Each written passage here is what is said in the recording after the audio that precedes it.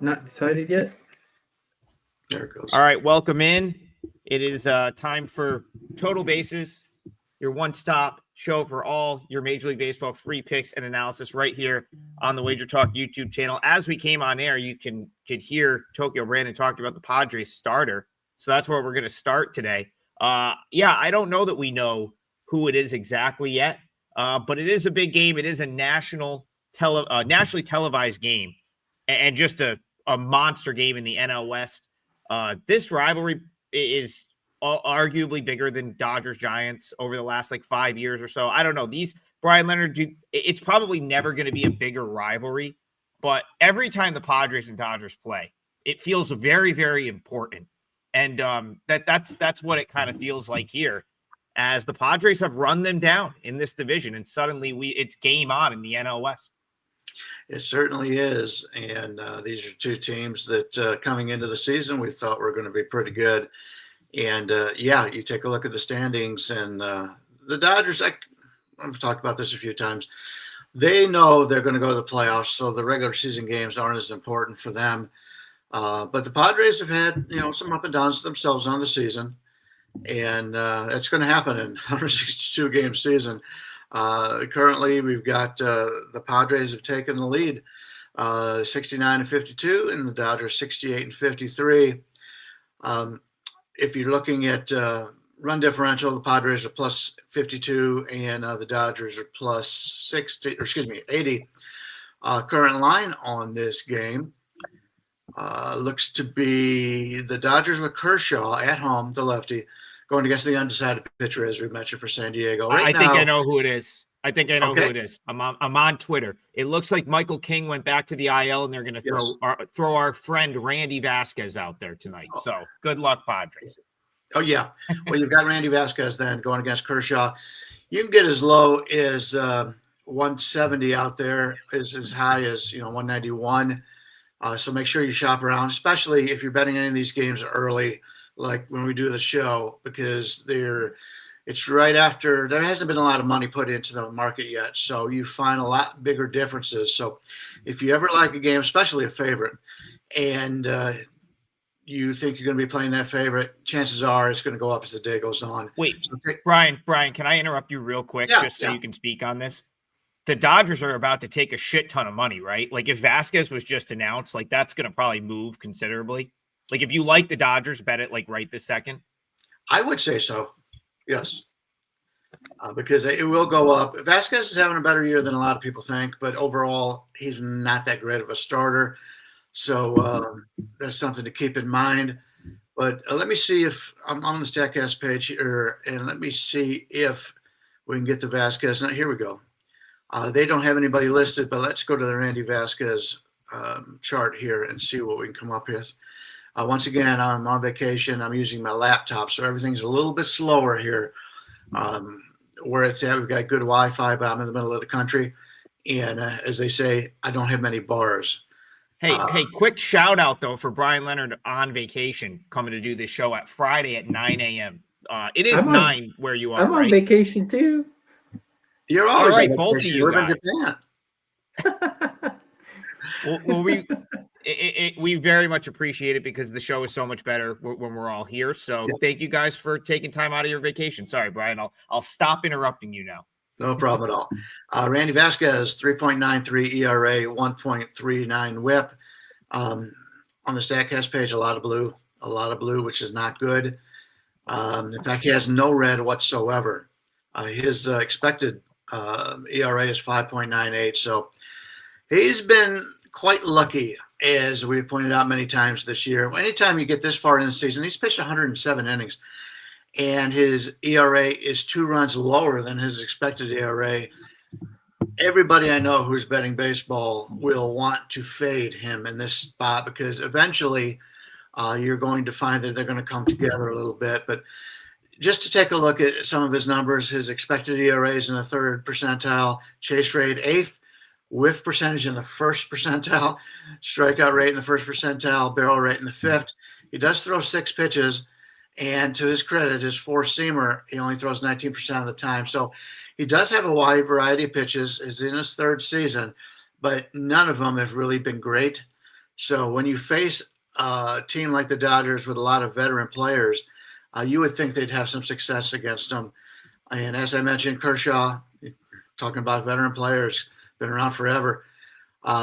He's entering this game, and we've talked about his velocity is way down from where it used to be. But these veterans, and Brandon's talked about this a lot, they know how to pitch. They find ways to win. He comes in with a 6-2 record. Who would have thought that he'd win 75% of his games coming into the season? I didn't. I thought maybe he would get 6 wins on the entire season on a great year, and we still got a lot of time left in this season. His ERA is 3.14. His expected ERA is 3.97. And his whip is 1.26, much better than it was last year at 1.50, but it was only in 30 innings. Great barrel rate, 94th percentile, walk rate, 79th, ground ball rate, 82nd. But as I mentioned, the fastball is nothing like it used to be. He was always working on the curve. The curve is what you were scared of. But the fastball velocity is in the 2nd percentile, strikeout percentage in the 7th. Does throw 5 pitches. The slider, 40th percentile. Four-seamer 36, and curves 18%, split 6%, sinker 1%. So for the most part, he's a 3-pitch pitcher, but the slider is very good, and his curve has always been very good. So obviously a huge edge in this game from a pitching standpoint for the Dodgers. If you like the Dodgers now, get them now, because I think it will go up, and I'll probably be sitting this one out. I don't like to lay the big price, especially when you've got 2 teams that are this even in the records, and the Padres are playing the better baseball. So I'll be passing, but if you like the Dodgers, get them early. Yeah, guys, sorry I missed yesterday's show. I got stuck in traffic. I was out at a hot spring out here in Japan, and if you see my Twitter account, I just had a real nice big Japanese steak, so you can see that on my Twitter X. Anyways, to this game, go to our pages and check what we got out. I got a free play up, and I got an MLB play up right now. Just won my KBO play, so I'm pretty happy I got Samsung there. They came through. Regarding this game, I'm going to surprise everyone. I'm taking the Padres here, and there's a couple reasons why. I've been a Dodgers cheerleader all season, but they have tried my patience a little too much. That bullpen is just terrible. They are just so bad. Once the starter comes out, I mean, it's almost like Colorado Rockies bad. I mean, any lead just evaporates immedially. Have you seen the last couple of games? Ohtani hits a home run, puts him up, boom, next inning it's gone. Teoscar Hernandez hits a 2-run double, boom, next inning it's gone. I mean, this team is just annoying. So the reason they're such a big favorite is because nobody likes Randy Vasquez, and honestly, I don't really like him either. But in his defense, against the Dodgers, got 31 at-bats against, a 194 average against, and a 735 OPS. That's not bad at all. If you look at his last few starts, his last start he gave up 5 runs, but before that he had 5 starts in a row where he gave up 2 or less earned runs. So I think the Padres are a better team than the Dodgers right now. Their hitting is comparable. Starting pitching, yeah, they do have a disadvantage, like Bryan said, but I think Vasquez can at least keep them 1 run into the game, and if they're down by 1 run, you can rely on that Dodgers bullpen to gack it away in the 6th inning. So I'm going to go with the Padres here. So I agree with just about everything you said, TB, and I want to point something out. So David Edgington in the chat, he put up minus 148, and I'm trying to figure out 9:04 Eastern. It was that. Jump back in the chat and let me know if that's what the Dodgers were like prior to the pitching change, because they've got absolutely slammed. If that's the case, they've got absolutely slammed over the last 6 minutes or so. I saw like a minus 170 here that I had. I did too. Was an old. Well, it was like minus 180 or 175, wasn't it? Yeah, so I'm pretty sure I'm pretty sure the Dodgers within the last 10 minutes are now a $2 favorite most places. Like I quickly fired up DraftKings. It was minus 190. I saw MGM just on I was scrolling through the New York apps as you were speaking, TB, and it's like they're all at a $2 favorite. So yeah, Travis Helm says $2 in Vegas. Russell says minus 190 now at MGM. So the Dodgers, that was the market reacting to Randy Vasquez being the starting pitcher. Now, I wouldn't want the Dodgers now at $2. Even, and you guys know I dislike Vasquez, like for a lot of the reasons Bryan pointed out. Like I just think he should be getting bombed in Major League Baseball by good lineups.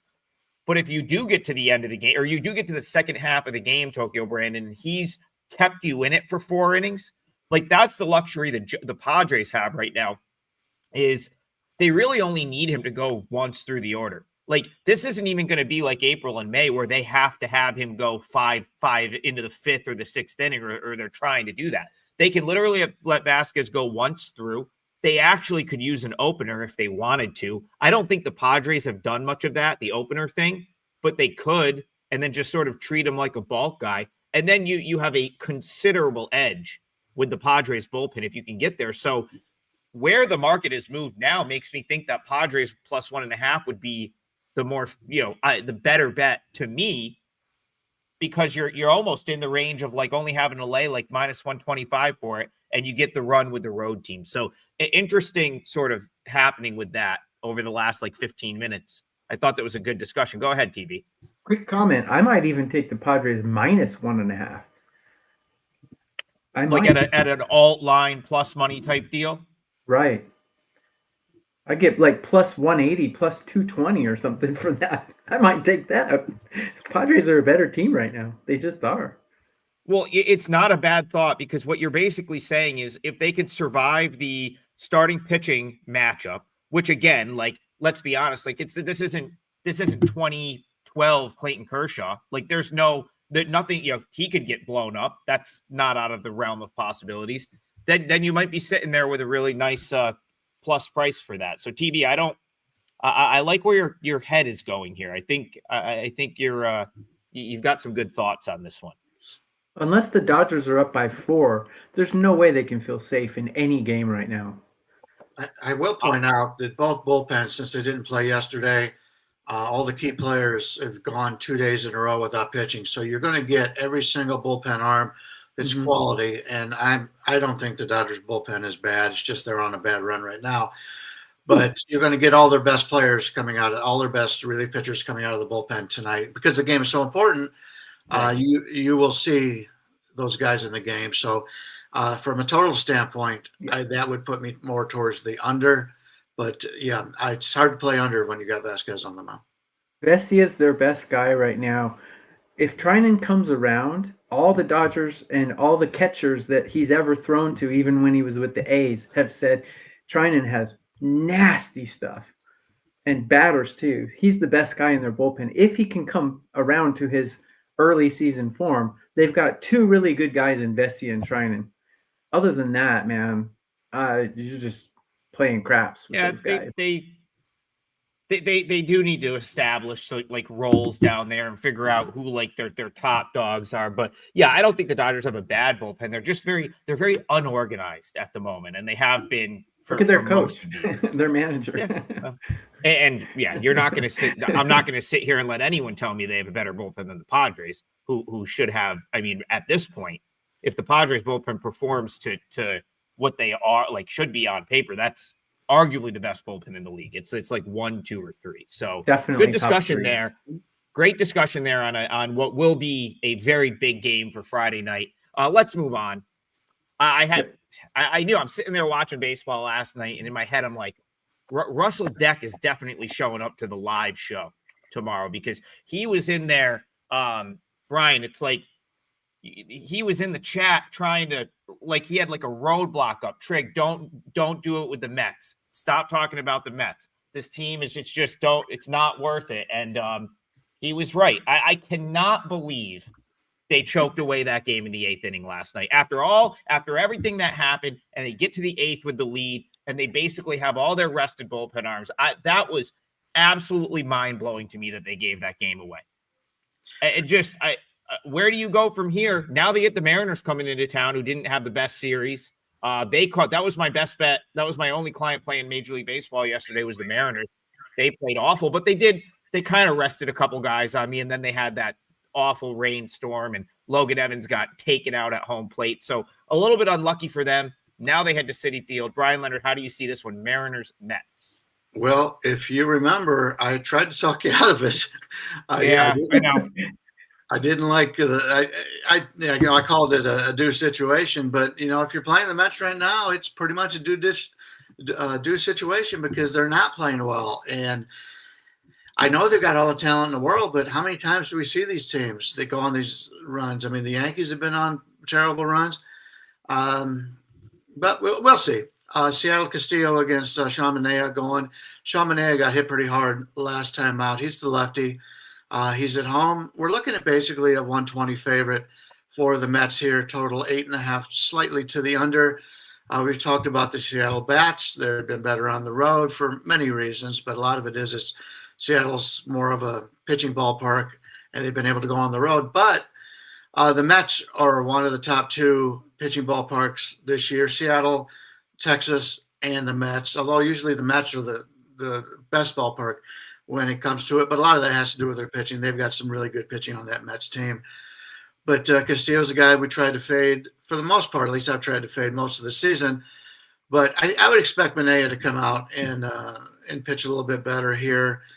When you're taking a look at the numbers, Luis Castillo comes in with a 3.19 ERA, 1.19 WHIP. His expected ERA is, this thing's killing me. I hate this thing. I don't have a mouse. I'm using the up and down arrows on this shit. Hello. Okay. Here we go for the expected ERA. Damn it. 4.11. But if you take a look at his percentiles on the season, his walk rate, 78th percentile. That's pretty much it in the red. Fastball velocity, 63rd. Everything else is basically below average. In fact, it is below average. His extension, I've talked about this in the past, he's 6'2", and he's in the first percentile of extension.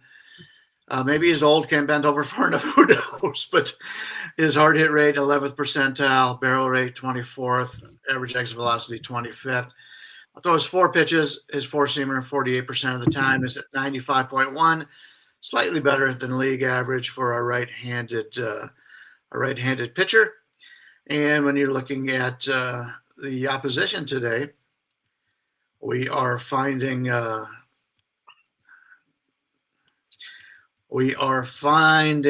Manaea, who has spent a lot of time on the injury list. That's one of the things this year. It's took him a while to get back. Maybe I should just skip on a lot of this stuff because it's just taking forever for me to get to it. 4.33 ERA, 1.11 WHIP. He stayed in the game a little bit too long last time out, and that's a pet peeve of mine. If you think the guy's getting in trouble, you should warm up some people in the bullpen. I see that all the time out from Cleveland. If I was managing the Cleveland Guardians, I would start warming a guy up at the beginning of the 4th inning every single time because they have nobody I can trust to go 5 innings.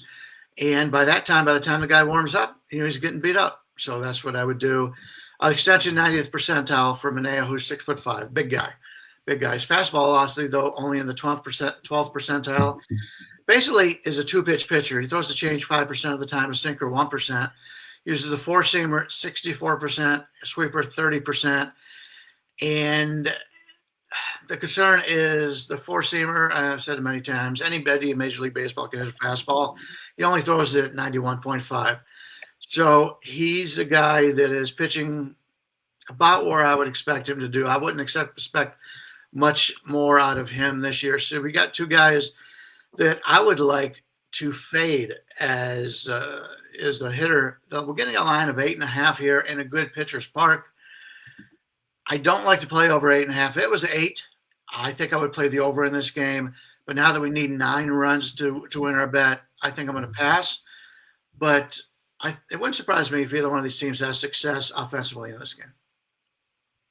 So, Brian, if you get annoyed by managers leaving pitchers in too long, you would hate Japanese baseball, man. I've seen it almost every week.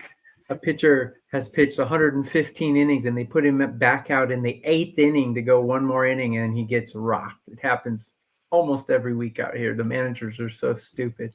But anyway, on to this game. Castillo, I thought he lost his magic this season. I thought he was just a regular innings eater, but actually he's been surprisingly good. Um, he's kind of back to his old form. The only difference between then and now is he's not striking out as many people. He doesn't go deep into games, but he's kind of dominating right now. I kind of like him. The one thing I don't like about this game, though, is he has poor numbers against the team he's facing today. The Mets. He's got a 265 average against and an 834 OPS, and that's when he was like stud Castillo. So I'm a little wary about taking him. I think the Mets might get to him. And then I look at Sean Manaea. Never liked him that much, but he's got a really low whip, but he's got a pretty high average, which tells me that he's not getting hit very often, but when he does, he's getting hit for long balls.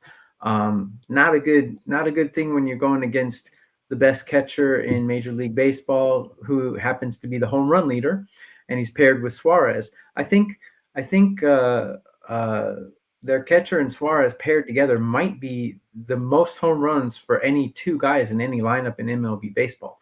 So Mariners not really known for putting balls over the fence, but this year they really are. So Raleigh and Suarez, man. Can you find two guys in any lineup in MLB who are hitting more home runs than those guys? Probably not. When Judge and Soto were together, maybe they did, but I don't know. But anyways, all of this leads me to believe we might be looking at an over here. I'm a little wary to take an over just because the Seattle bullpen and actually the Mets bullpen both performing pretty well. So maybe taking over in the first 5. I don't know. I'm probably not going to play it, but I just wanted to give you guys my rankings and my numbers. Yeah, I can't disagree with an over if you're going to go with the total. I had the Mariners yesterday, so a quick recap of that game. Logan Evans spiked the ball with 2 outs. He was basically out of the inning, and then he got barreled at home plate, cut his hand, and then they left him in the game. They had a guy in a rundown. Josh Naylor just didn't throw the ball home. Guy was dead to rights. He ends up being safe. And that's how the Orioles essentially built their 5-run lead, which I got what I wanted. I got 4 innings of Mariners against the Orioles bullpen, and I think they left first and third in 3 of those 4 innings. So just couldn't get the timely hit. They did give Cal Raleigh a day off, which I wasn't expecting, but even though he got to pinch hit at the end, but that is notable here because he got a needed day of rest. He'll be back in the lineup. I think that definitely helps the over. Something we've said on this show a ton, the Mariners and the way they profile on the road. Is always, I think, lends itself to an over. Luis Castillo, he could get blown up. I mean, he's definitely been better. He's one of those veterans that I feel like is usually up for the moment. You're not really worried about putting him out there. He's gonna go out and compete. But I wouldn't be surprised if the Mets got to him, and I'm not high on Manaea either. So I can't. Again, Russell Deck, you were right. Mets just not the team. I should have been, I used it in the parlay. I didn't do anything else with it. I thought it was a fine parlay leg. But man, I thought that was a game that they would 100% have won. They didn't. I'm not going to take the Mets here. At the same time, I'm not going to go against the Mets. So the only way I could play this one, I think, would be to play for runs. I think that total being 8.5 is about a half run short. I would have made it 9. So again, very slight edge to the over in this one, in my opinion. I do want to point out, as Brandon mentioned, the catcher for Seattle, the Big Dumper, greatest nickname in Major League Baseball. They have said that they're going to start resting him a little bit more. They're set up where they could make the playoffs. I want to make sure he's healthy. So I would expect him to either DH more or sit a couple games out. And as for my computer, I just realized that I'm thinking about putting it up as an antique. It's a 2015 model. So first thing I Okay, do when I yeah. get back to Vegas, I got to buy a new computer. I don't take many vacations. I do this full time, and I bet full time. So yeah, it's a situation where I just need to get a new computer, and that's the first thing I'll do. So I'm not going to go into all the stats on all these because it's just taking too long, and we'll be here for 3 hours. So I'm going to do everything off the top of my head.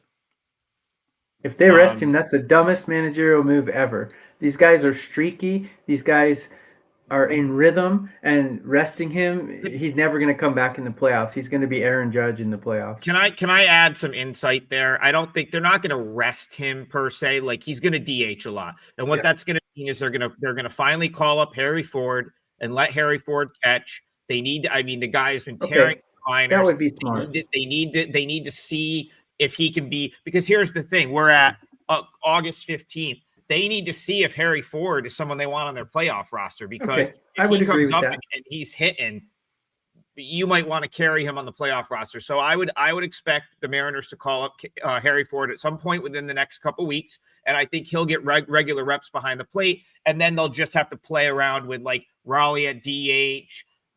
Naylor will play first, and they'll just have to play around with their lineup in that regard.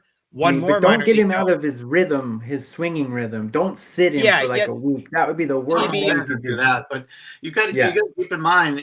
Remember the All-Star break. He was really involved in that, so he hasn't had a lot of rest.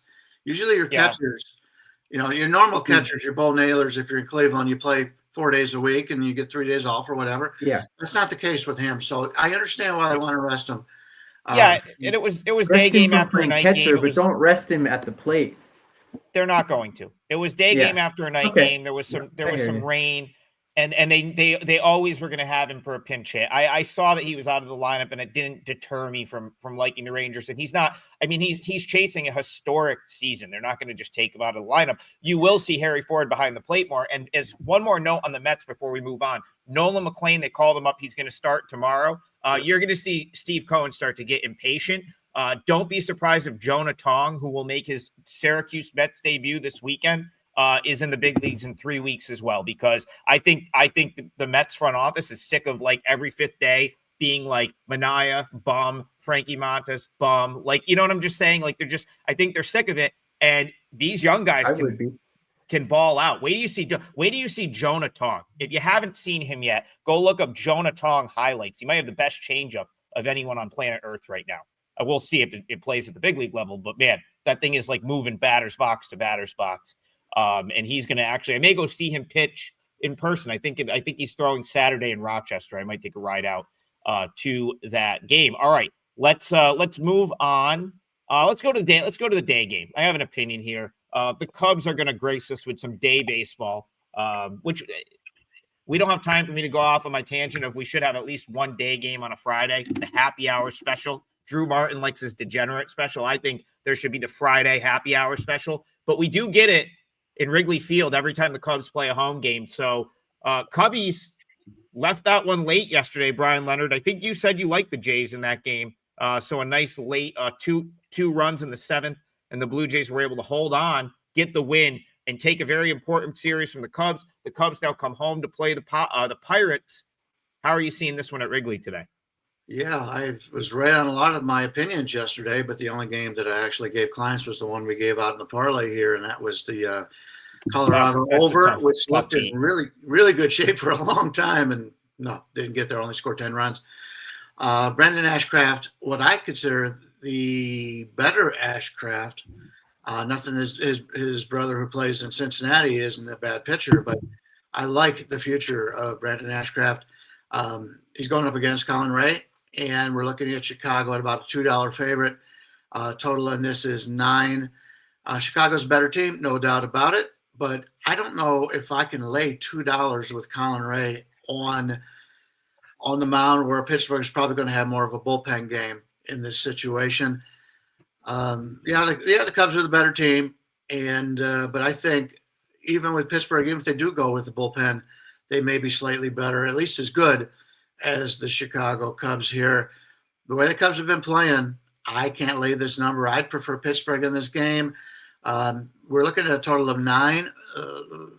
Maybe we play the maybe play the +1.5 on Pittsburgh and see what we can come up with, because Pittsburgh has played much better since they had the managerial change. And that's the thing about Major League Baseball. You just look at the full season's information. They've been a lot better since the coaching change. So, yeah, I have no problem playing Pittsburgh +1.5 here. Oh, you done? Okay. That was quick. That was abrupt. Okay. Everything's going to be quick. I'm tired of worrying about this. I was waiting for you to finish. Okay. Guys, please go to our pages and see what we got up there. I have a free play loaded, and probably all three of us are going to have a free play by the time this show is over. Take 10 seconds and go see what we're offering here. Great MLB slate. Lot to like today. I already have my MLB play out, and I'm sure these two guys are going to have one too. So go grab our stuff. Regarding this one, Colin Ray, never been a fan of his. He pitched here in Japan for SoftBank, and wasn't real good. But like Adam and I have discussed many times about KBO pitchers, usually when they come back from Asia, they're better. So he did have a better streak going there, but he's not a guy that I like to back. He really isn't. The place I have him ranked is right at 15 out of 30 on a curve of 30. So I have him right as a very mediocre guy. Cubs bullpen, though, playing pretty well lately. Neither lineup is playing well at all. And Braxton Ashcraft, I don't have a lot of info on him, but my numbers certainly like him. But I'm sure the sample size is way too small. So maybe a Cubs team total under here might be a play. Or a Pirates team total under. Either way, I think this game might be going under, because I don't see either team like exploding and scoring a lot of runs. Ray's numbers against these Pirate batters, not very good. He's got an OPS over 856. That's a good sample size too, 95 at-bats against. So I would think Pirates team total over, but the Pirates just aren't hitting the ball very well right now. And their bullpen's not performing either. There's no way you can lay 200 with the Cubs today, in my opinion. I mean, if you want to, go ahead, but I certainly would not do that. I don't really like the Pirates either. I think maybe an under in this one. Not going to play it, though. Colin, I don't think they are brothers. They just happen to have the same last name. The Really? Ashcraft from the Reds. Yeah, the Ashcraft from the Reds and Braxton Ashcraft, nothing. I can find nothing that links them together other than the fact that they happen to have the same last name. It's a pretty unusual last name. I thought he had a brother in the minor leagues.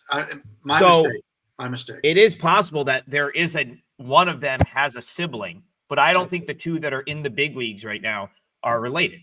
Again, irrelevant, but it's always fun to talk about, because it does seem to run in the family when you see like 6 nailers and then realize that their relatives were like all professional athletes. So it's like you just assume, you see. I think there's 3 nailers that are all like legitimately very, very good at pro baseball. And then their parents were athletes somewhere. Yes. I'm sure Bryan's got all of that as a Guardians fan. All right, so we got to get, slow start to the show today. I'm going to take it up a notch right here, but I'm going to bury it in the middle of the show, because I'm not giving this out. So I'm really just giving this to you if you're here for as a live viewer. Pirates +1.5, 4% play for me. I'm going to put it up for sale. So you're only getting this one because we're talking about it. You guys are here live. I'm not going to tweet this out. This is not going in the parlay because it's early. I'm going to use something later for the parlay. So if you're here watching live, you're going to get a free client play. And these guys set it up perfectly. Why would you want to lay $2 with the Cubs right now? That's, I think, the easy part of this handicap. Why would you want to lay $2 with Colin Ray? I'll tell you why I think you should come back and sort of, take it to the next level and take Pirates +1.5. Ashcraft is probably, obviously Paul Skeens is, I already consider Paul Skeens a full-blown big leaguer, okay? But like of the prospect type, rookie type starters for the Pirates, I think Ashcraft is the most exciting of the bunch at this point. I would have put him in the rotation a long time ago. That being said, they sort of had him in this like middle relief, long relief role for a while. That was never his role in the minors. He was a starter in the minors. So I think people are sort of looking at this and saying like bullpen game. Hey, this is not a bullpen game. I think they're just going to finally do what they should have done months ago and put Ashcraft in the rotation. Go, Brian. Were you going to say something? I'm just concerned about a pitch count. Is he stretched out enough to be a starter for 5 innings? Well, that's the thing, Brian. I don't think he needs to be. I think if he can give us 3 or 4 good innings here, then that's the thing with the Pirates. Is as much as they try to, as you question the front office decisions, there are some good young arms on this Pirates roster. Like, they have some respectable bullpen arms. Yeah, I know they got bombed by the Brewers for a few days, but the Brewers are just on another planet right now. Like, that's the thing. Like, to say the Brewers and the Cubs are equals right now is incorrect in my opinion, because, and I'll go back to what I've been talking about for the last week.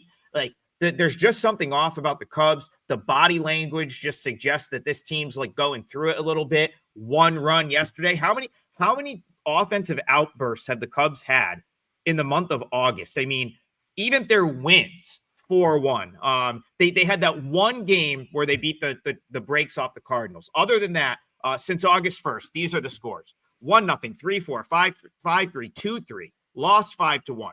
They lost 5-0 against the Cardinals. I mean, this past series with the Blue Jays, they scored. What did they score? 6 total runs. 6 total runs in 3 games against the Jays. They're just not hitting.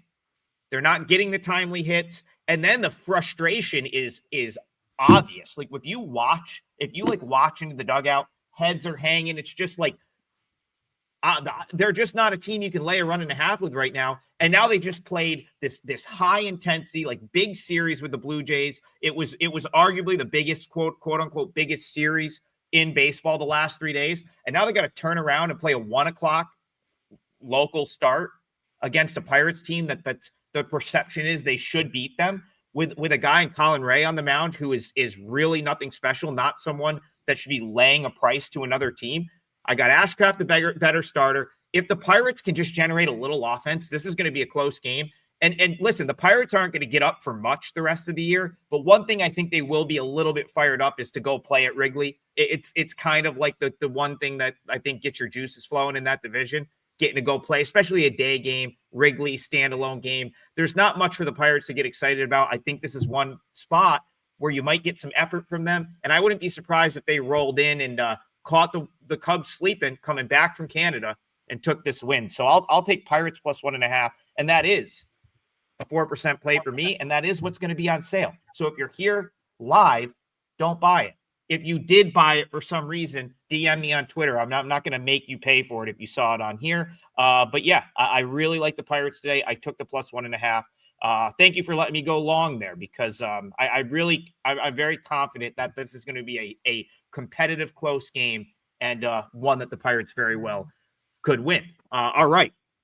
Out of breath here, Brian Leonard. I'm like, I need to take a breath. If you've gone long. You know you've gone long if Trig is out of breath. And if he actually says, "Wow, I talked for a long time." I got fired up right there. Was getting fired up. Jack Barco says everyone hit the like button. Yeah, we very much appreciate that. Like, subscribe.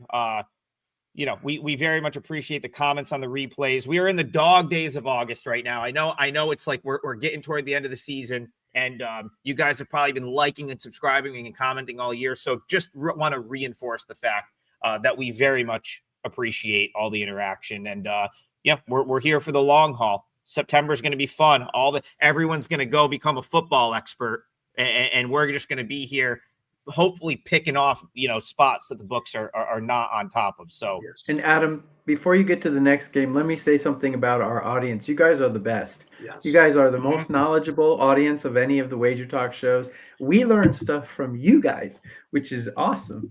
And we're not like a casual baseball fan free picks show, although Adam just gave a free pick. We do give free picks, but we're going to give our opinion and our in-depth analysis, even if we don't have a play on the game, because that's what you guys want. And that's why we like you as our audience instead of those casual free pick mongers. Sorry, I had to rant.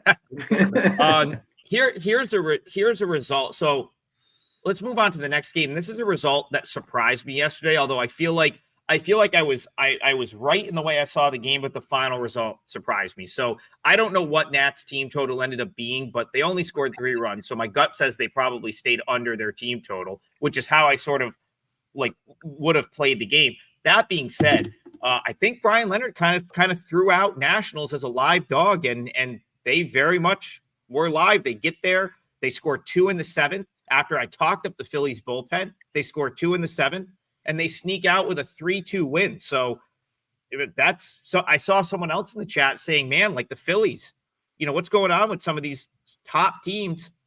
Dog days of August, Bryan Leonard, right? Like it's tough to get up every day. These guys have been playing ball every day since what? February? Gotta really fight through it. And sometimes you see good teams struggle. What do you think tonight, Phillies Nats? Keyword you said, dog days.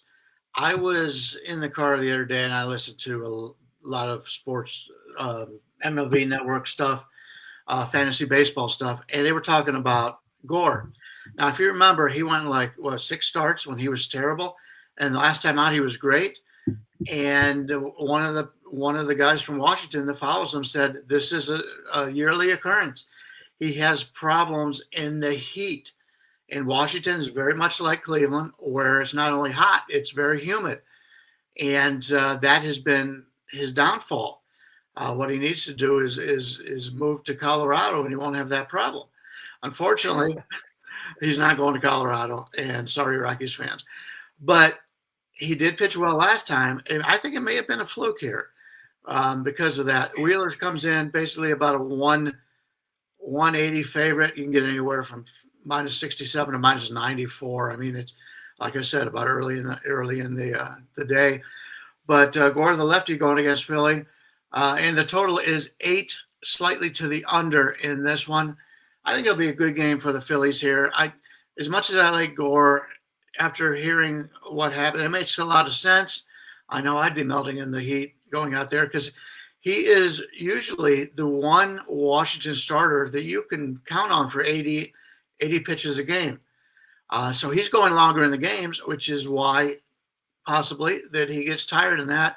And you got a Philadelphia team who's, we've talked many times about the back end of the batters going, 7, 8, 9 being lousy. There's a lot of teams like that. But Philly's got one of the toughest 1 through 9 in Major League Baseball. And they've actually got a couple of guys coming off the bench that I think are pretty good. So I don't really lay big favorites, but I would lean and try to find a way to play Philadelphia here. Maybe we play Washington team total under. Maybe that's the way to play this one. But I want to be on the Philadelphia side here, and I trust Wheeler much more than Gore. And keep in mind, last time Wheeler was out, they pushed him back a couple days. So Brandon's talked about this, creatures of habit things, and he still pitched well. So I like the Wheeler situation here against Gore. I like Philadelphia. Maybe Washington team total under would probably be the better way to play this one. Totally agree with what Bryan said. This is going to be my parlay leg, the Philadelphia Phillies on the money line. Let me just reinforce Bryan's opinion and make it even stronger. Mackenzie Gore, terrible at home. He's got a 4+ ERA at home and a 3 ERA on the road. The Washington Nationals are a 23-36 team at home. Phillies are 32-31 on the road. Wheeler and Gore have similar numbers against the batters they're facing, so it's kind of a wash. But nobody can tell you that Mackenzie Gore is on the same level as Wheeler. Just Wheeler is a top 10 MLB pitcher, hands down. He's had a couple rough patches, but look at Mackenzie Gore. He had one good start in his last start. Before that, look at his starts, and they're ugly. 8 runs, 6 runs, 1 run, 8 runs. I mean, he's just he used to be a top 20 MLB pitcher in the first half of the season. He's just fallen off the table. The Phillies bullpen is really performing well right now. I have them ranked number 2 in all of Major League Baseball in current form. Have the Nationals bullpen ranked 22. And the Phillies lineup, they're kind of underperforming right now. I have them ranked 16. Still, it's better than being ranked 21, which is where I have Washington. So all of these things stacked together, to me, looking like a Philadelphia win here. I don't mind that they're on the road. Mackenzie Gore had a great start to the season, but I kind of knew that that's not really who he is. Even when he was with San Diego, when he was in his past, he's never been this good, and I kind of figured he would regress a little bit, and now we're seeing it. Philadelphia is just a better team, period. So I'm going to take them with my parlay leg. Yeah, I mean, I'll play a little bit of devil's advocate just to chat for the game, but I want to just come off the top and say my opinions here are not strong enough to like put you off the Phillies. So even though like Slick Vic says Nats plus 1.5, that was the way I kind of looked initially, but I do think you have to think about like, this is the Phillies at this point. They're probably not going to lose many games consecutively. I felt like they maybe took that lead for granted last night. And if they do get up today, that they're a little sharper at the end of the game.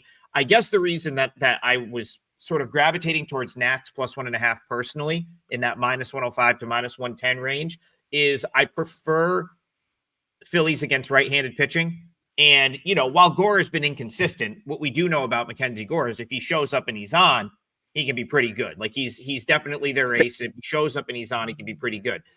I think you're just being asked to pay the premium for Wheeler here. And as I talked about yesterday, the Nationals struggle mightily against left-handed pitching. Against right-handed pitching, they excel. It's all lefties in their lineup. So for me, I just didn't think you were getting the best setup to lay a premium with the Phillies, a team that really hasn't played well the last couple days.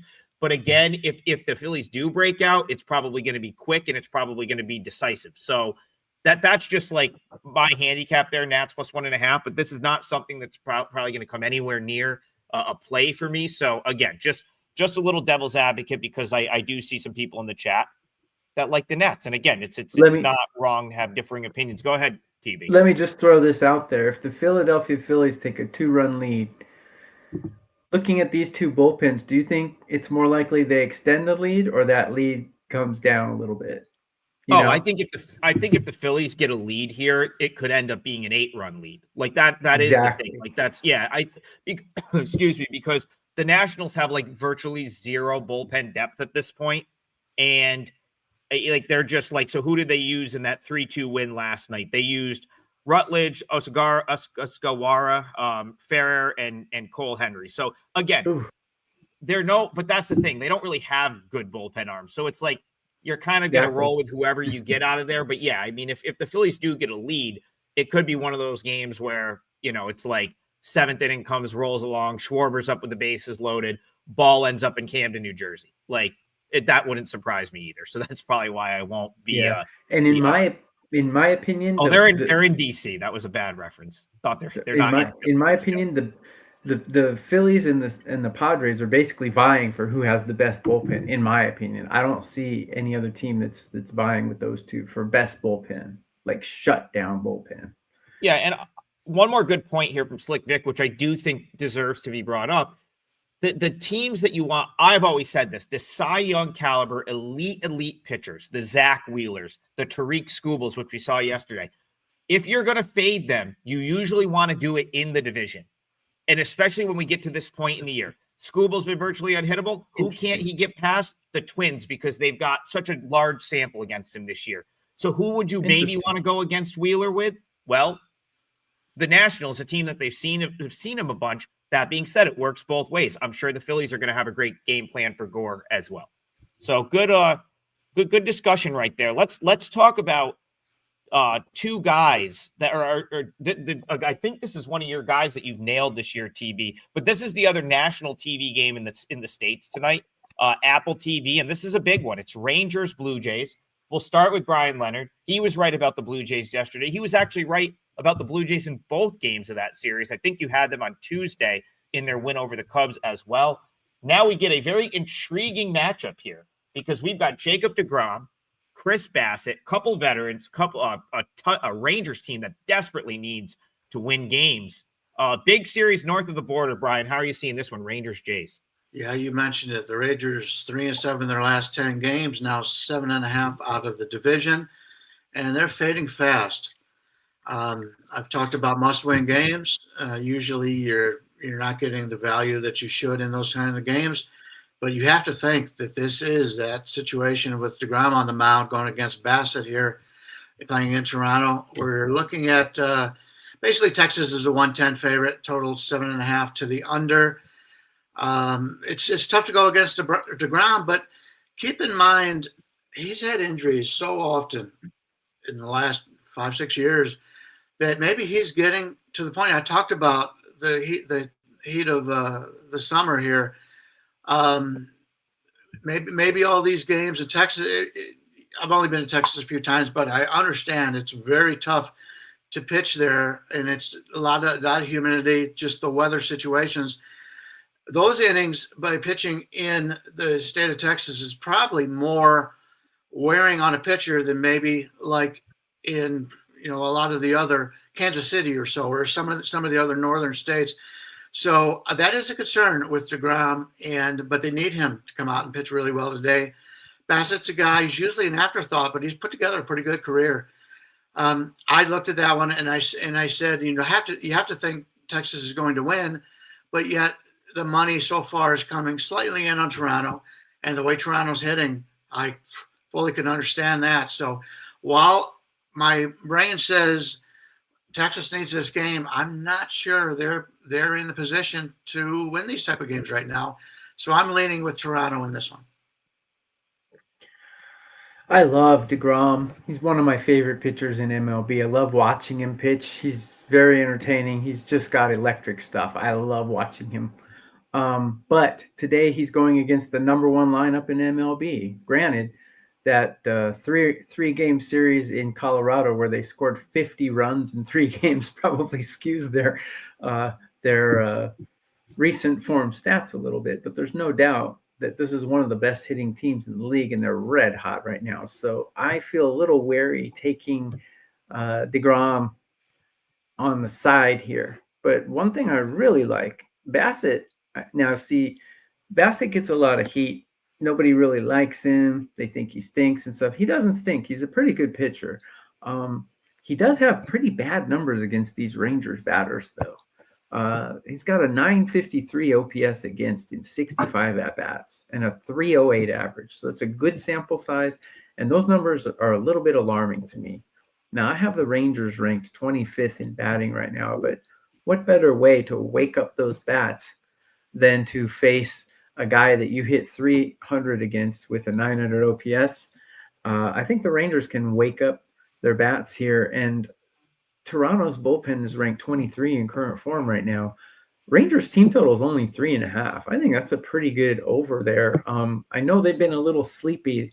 Their bats have been a little flaccid lately, but I think facing Bassett and this terrible bullpen might wake those bats up a little bit. We might see the guy who I gave consternation to, Corey Seager. We might see him wake up as well today. I like the Texas team total over in this one. Yeah, my gut tells me that this is a spot where like DeGrom just goes like demon mode. Like we talked about DeGrom maybe, taking a little bit off earlier this year, and the whole point of him sort of like, he talked about maybe not going like full tilt, like 100%. The whole point was to get to games like this and to still be healthy. And he's now gotten to mid-August. He's still healthy. The Texas Rangers, I was just trying to very quickly pull up the wild card race.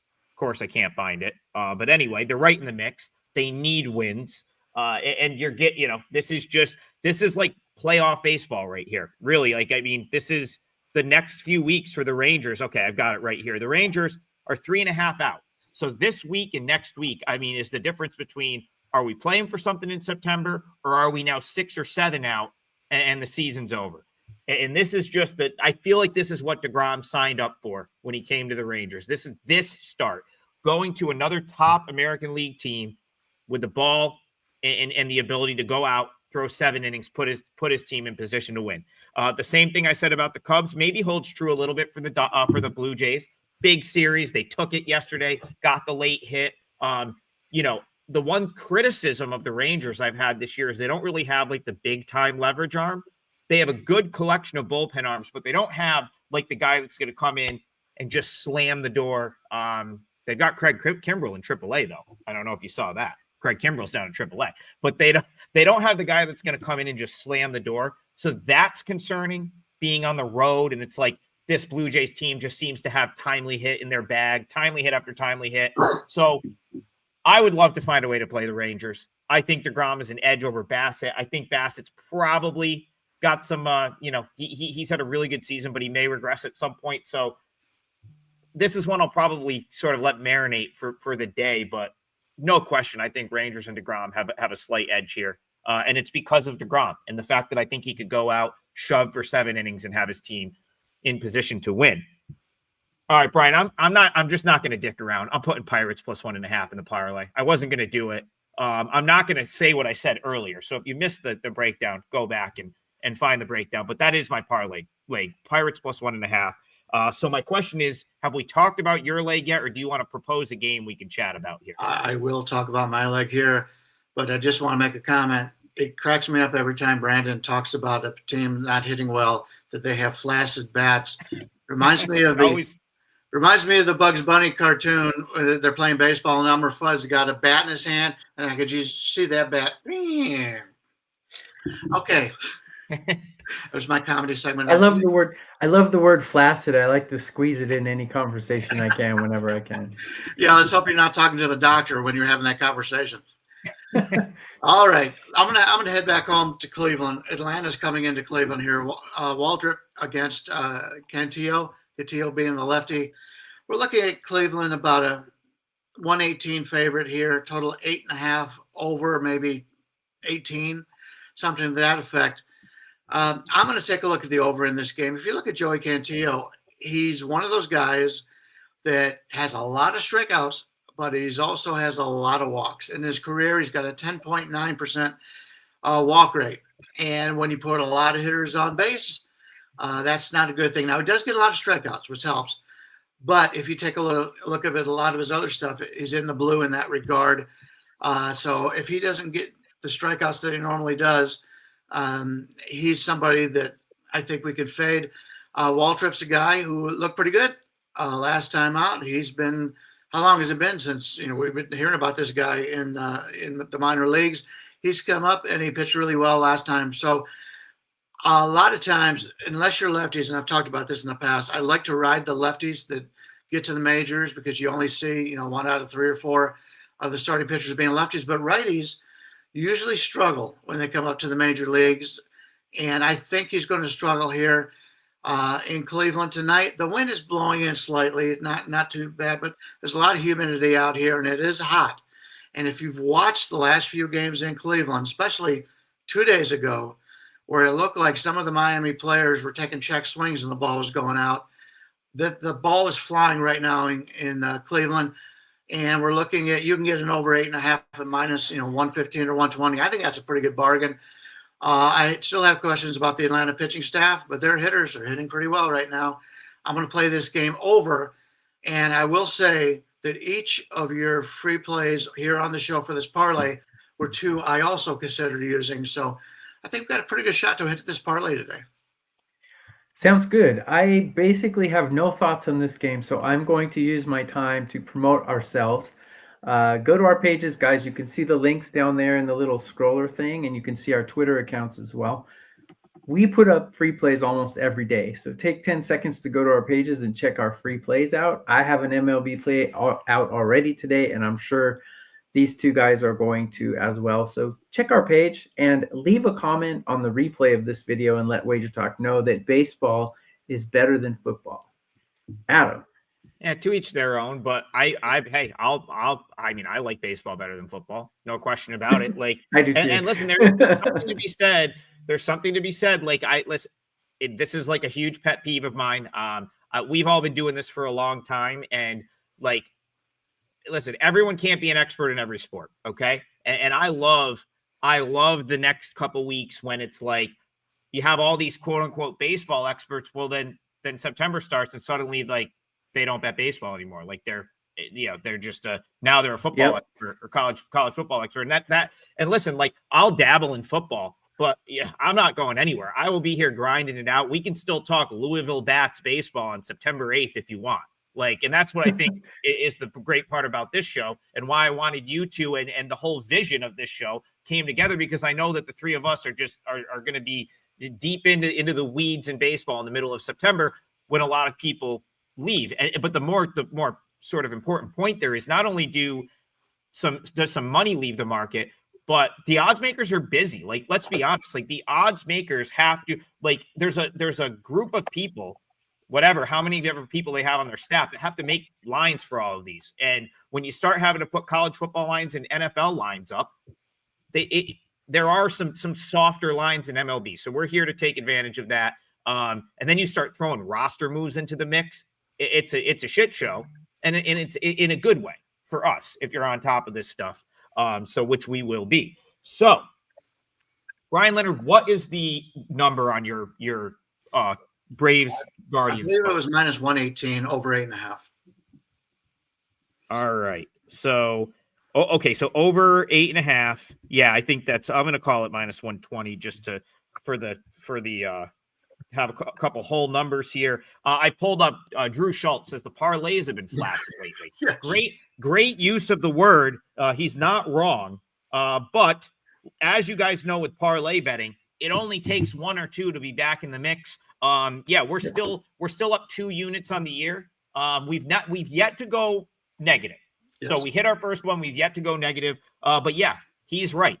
They haven't been hitting. We need to hit one, and we've got one today. How did this get deleted? I just had it run and it disappeared. Hold on. So I don't really have much to add to Bryan's handicap. I did notice, though, Bryan, as I turned that game on yesterday, that ball was still jumping, just like we talked about in the day before. So if the weather hasn't changed, hard to believe that ball is not going to carry tonight in Cleveland, and I hope for our sake it does. We have +433, so I just went ahead and did it. Pirates +1.5. If you want my breakdown on that game, I did it earlier in the show, and there's a good reason you should go back and check that out if you tuned in late, or if you're just rolling in to click on the parlay. I know a lot of people do that. Go back and listen to the breakdown again, for that game. Should give you more confidence in Pirates +1.5. Tokyo Brandon says Phillies -180, bouncing back after a couple losses. So we got TB with Phillies -180. Triggs going Pirates +1.5. Bryan Leonard, Braves Guardians over 8.5. Hopefully that ball's still flying out of, I almost call it Jacobs Field, Progressive Field. Still do. Yeah, call it the Jake. Yeah, that was those were the days for Cleveland fans, man. Those mid 90s Indians teams, we can say that's what they were. Awesome teams there. That parlay, Phillies, Pirates +1.5, Braves Guardians over 8.5, +433. Let's start the weekend off right. Over 1,000 live viewers. We appreciate the hell out of you guys. If you have a minute, like and subscribe, and maybe drop a comment. But have a great weekend, and we'll see you guys Monday morning, 9 a.m. Eastern, for more Total Bases.